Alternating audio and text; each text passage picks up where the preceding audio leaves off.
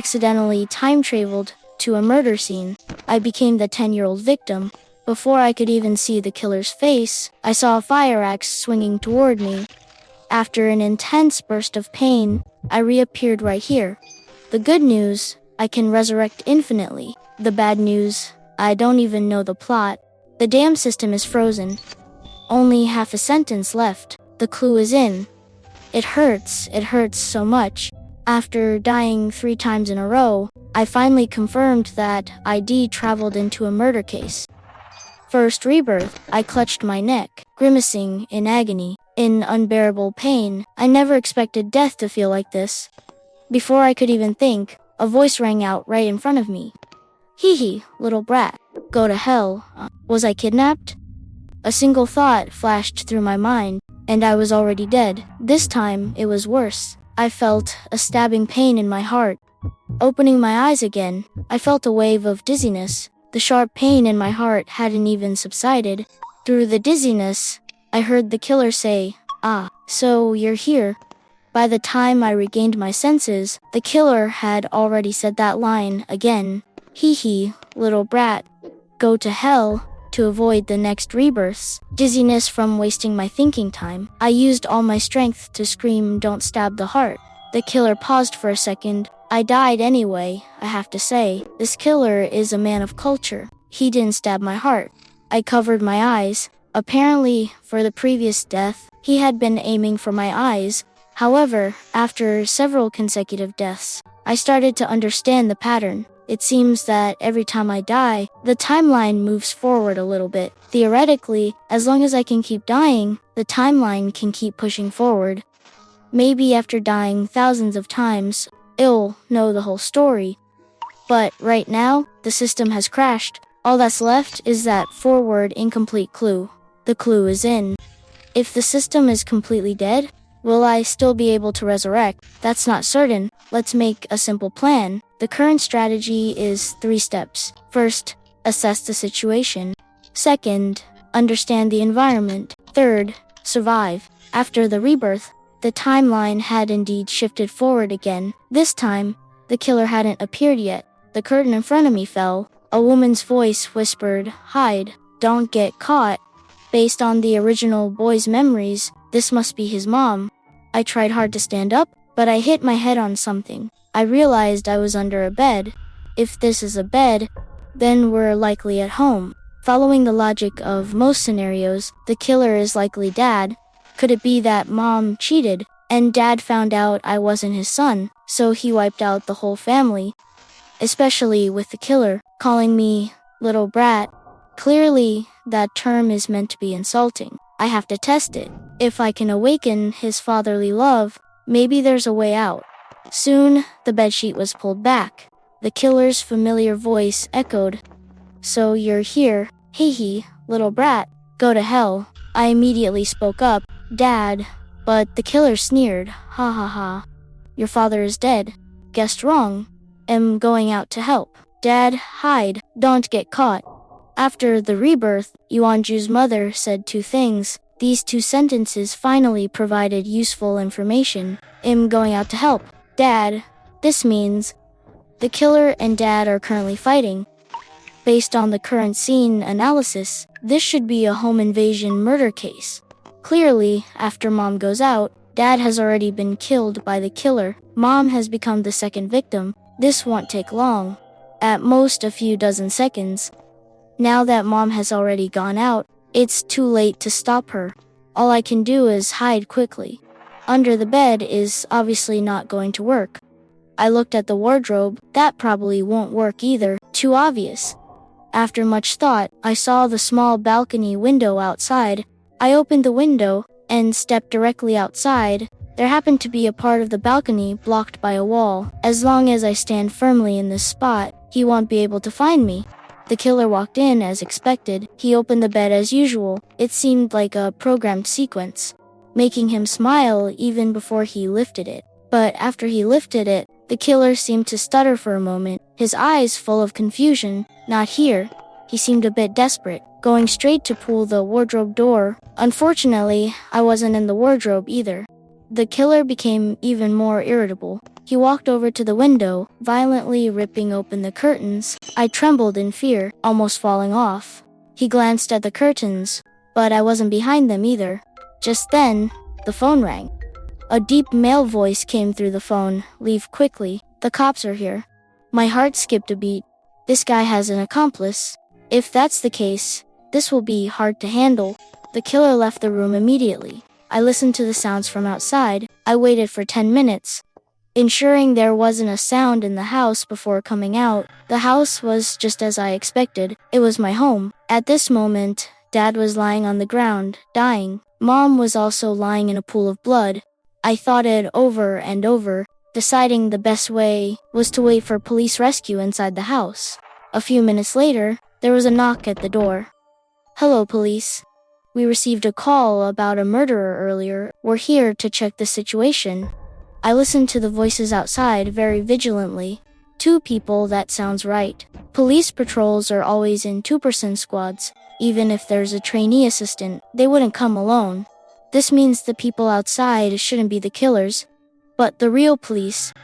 Besides, the other side's tone was very calm. Using polite language, it sounded like standard procedure. The killer shouldn't be this cunning. After confirming these details, I opened the door.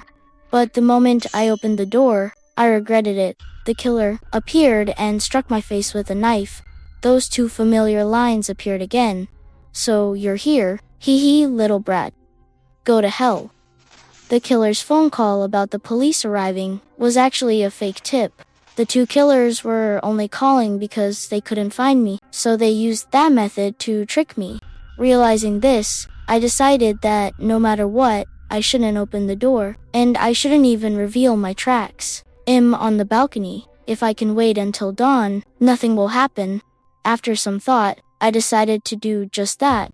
Anyway, it's only the 6th floor. The wind shouldn't be too strong, not enough to blow me off. Soon, a new round of rebirth began. Time pushed forward. This time, Mom was pulling me, trying to stuff me under the bed. She told me to hide. Well, I pushed Mom away. "Go help Dad. Dad might not be able to handle it alone." "I'll hide." "Well, don't worry."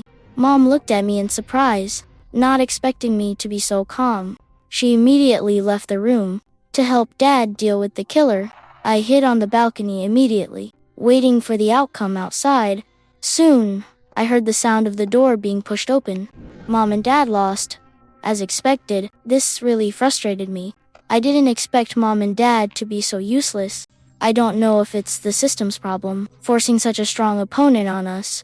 I sighed, continuing to listen to the sounds in the room. The sounds were the same as before, first under the bed, then the wardrobe, finally the curtains. The phone call outside was exactly the same as before. "Leave quickly, the cops are here." Footsteps left the house hurriedly. I kept waiting outside, hoping it would be dawn soon. The balcony spot is very narrow. I could barely even turn around. I could only desperately cling to the wall, hoping I wouldn't fall down. 10 minutes passed quickly. Footsteps appeared in the room again. As expected, the killer didn't leave the room this time. If I were like last time, foolishly going out to check the situation, I'd be dead for sure. Come on, this scenario also changes along with my actions. The core of the change is to make sure everyone in the house is wiped out. I took a deep breath, intending to hold on, but the next second, the window was suddenly pulled open. The killer's sinister voice came through. "So you're here? Hey he, little brat. Go to hell." The killer didn't even use a knife. He just pushed me off directly. A 10-year-old child falling from the 6th floor is certain death. I only felt pain throughout my entire body. But my mind was forced to think, how can I escape alive? Obviously, I cannot escape inside the house. Is going downstairs useful? That is a potential path to consider. Based on previous experience, this rebirth will appear at an even earlier time. That is to say, it might return to before the killer entered the door, or perhaps while Dad is struggling with the killer. As long as Dad can hold him off for a few seconds, I can run out the door. However, looking from the balcony, this building has almost no lights on. I guess not many people live here. Then the only rescue target left is the security booth downstairs. The moment I opened my eyes from the rebirth, the scene was chaotic. The killer who broke in was fighting with Dad. Mom tried to pull me into the room, but I shouted, "Go help Dad. Otherwise, well, I'll die." After saying that, I rushed outside immediately. This building is old public housing. Hardly anyone lives here, because I knew this guy has an accomplice. I took the stairs.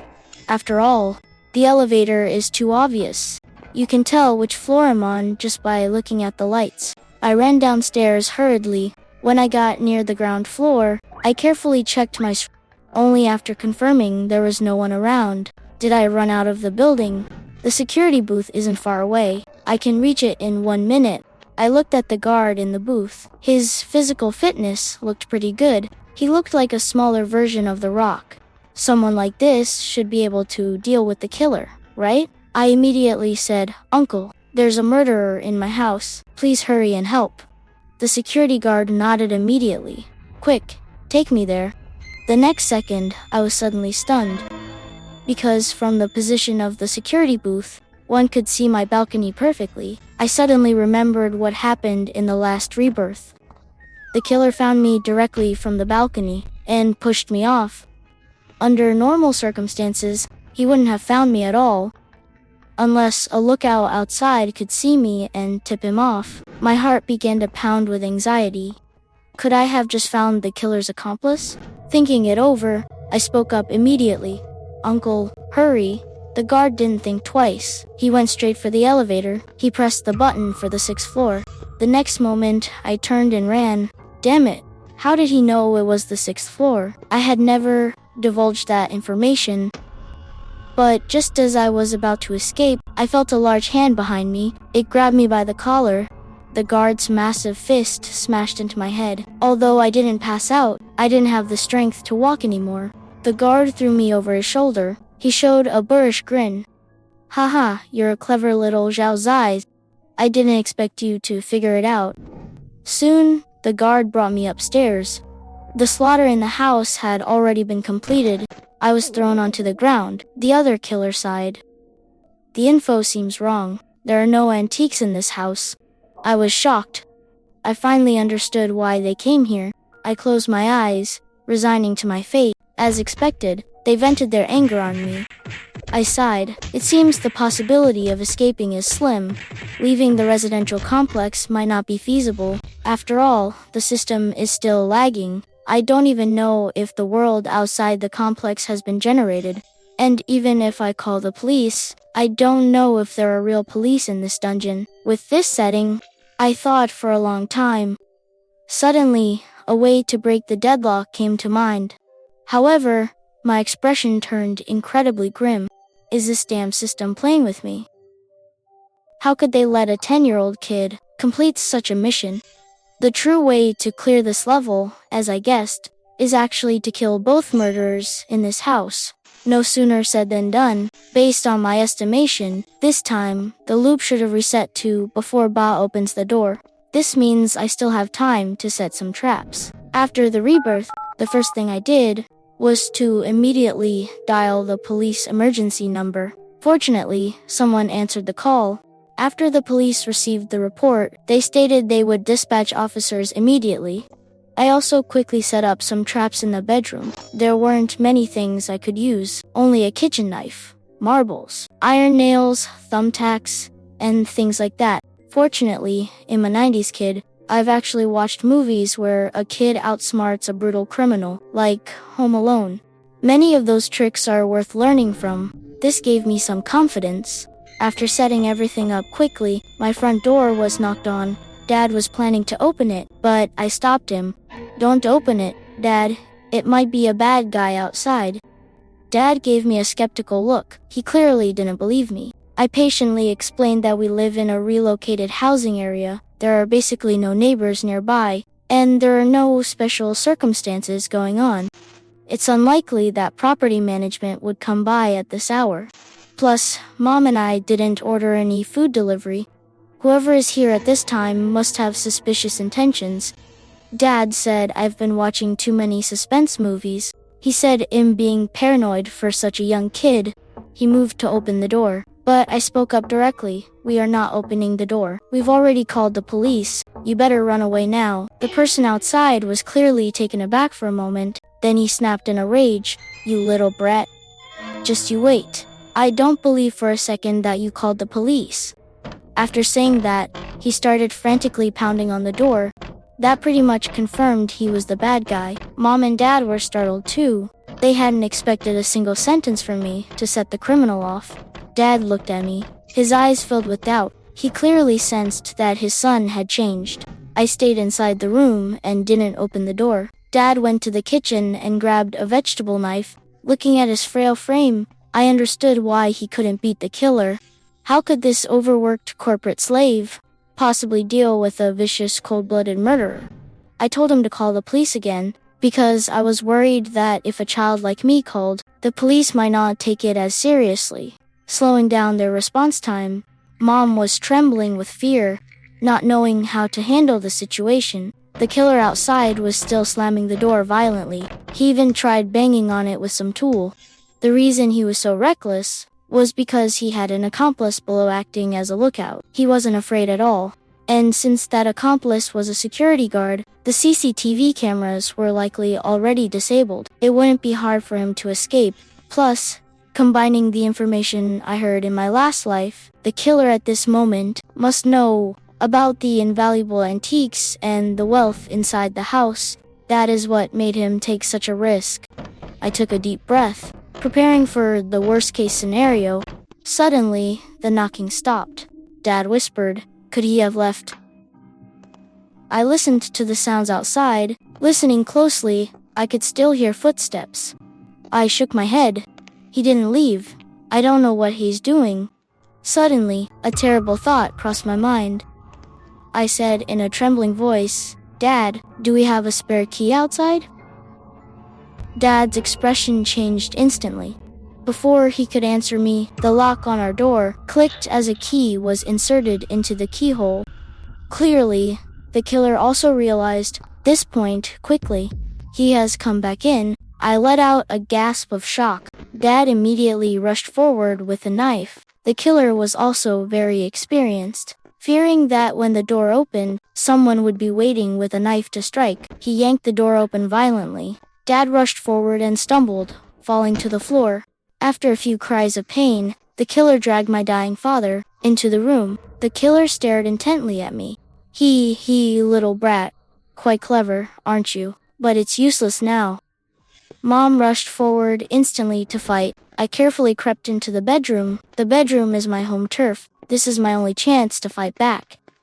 I dashed into the bedroom. I walked to the bedside. I picked up the hammer I had placed there earlier. The sounds of fighting outside lasted longer than expected. Surprisingly, Mom was even more fierce in the fight than Dad. But soon, the killer's laughter echoed from outside. "Little brat, once I catch you, you're going to suffer." I gritted my teeth and waited for him to enter. As expected, the killer didn't take me seriously. To him, I was just a 10-year-old kid. He pushed the door open and walked right in. In the next moment, the kitchen knife hanging on the door was triggered by the trap.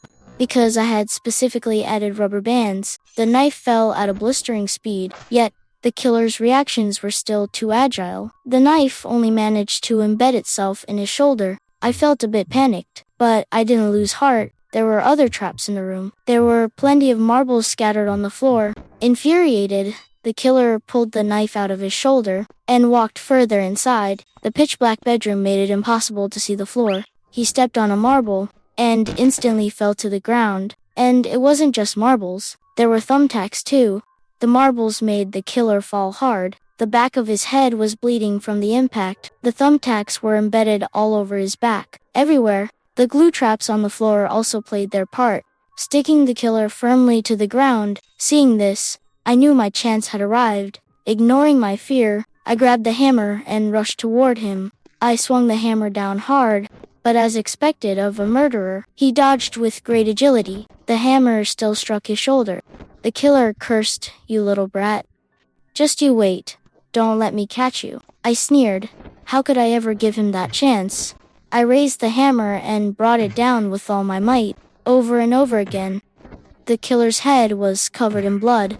But unfortunately, a 10-year-old's strength wasn't enough. I hadn't killed him yet. I raised the hammer high, intending to strike again. The next moment, a powerful kick sent me flying across the room. A deep male voice called out, "Old Zhao, are you even capable of anything?" Getting knocked down by a little kid. With the help of the security guard, Lao Shao managed to stand up from the floor. I knew I had no chance left. I only hoped the police would arrive soon. Lao Shao stood up from the ground, squinting his eyes. "Shao Zai, I told you not to let me catch you." He pulled out a knife and viciously stabbed it into my thigh. I screamed in agony and collapsed to the floor. The nails on the floor pierced into my arm, leaving me in unbearable pain. Lao Shao had completely lost his mind, but the security guard coldly urged, "Hurry up. If the police actually arrive now, you handle him. I'll go find the antique."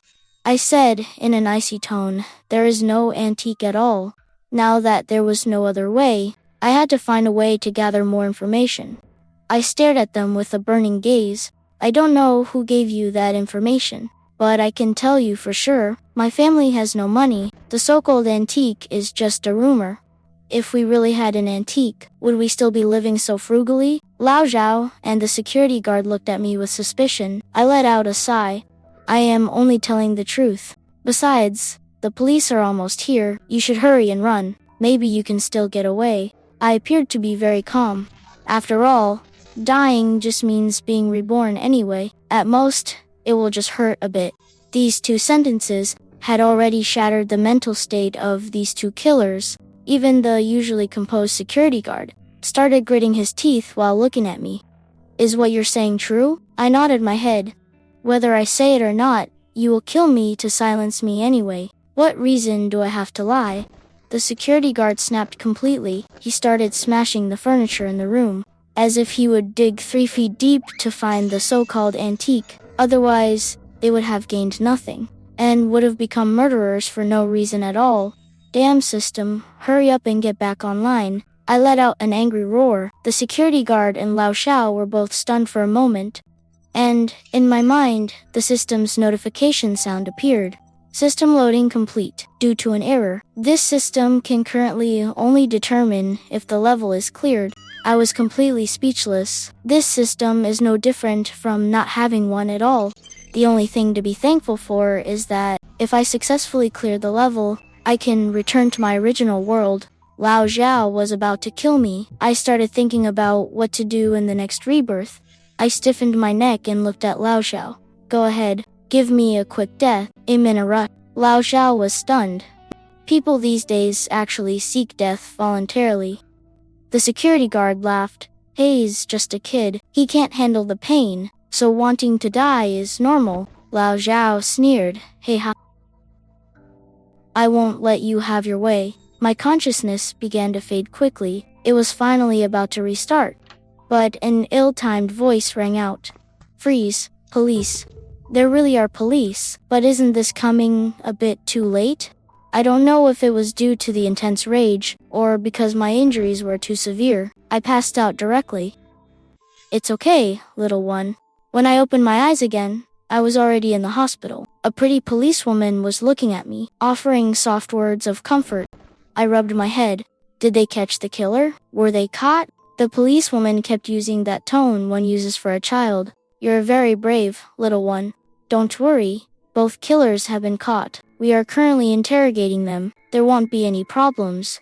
I nodded, lying quietly on the bed, feeling fortunate to have survived the ordeal. But soon, I noticed something strange. The two killers had already been caught, so why hadn't the dungeon been completed? Did the system glitch, or is there some other problem? I opened the system interface, but soon I couldn't bring myself to smile. It still wasn't over. On the system page, it clearly read, "Clearance conditions not yet met." What is this situation? Does this mean I will still die next? But what could the danger be? Will I die in the hospital? Or is the police officer herself fake? No, I must have overlooked some details. After thinking carefully, I suddenly thought of a core question. Those two killers clearly stated they were here to take the antique. But who told them about the antique? What was the purpose of the person who spread this information? I want to clarify this line of reasoning, but I haven't seen the two killers, so I have no way to do it. I thought for a moment and told the policewoman my thoughts.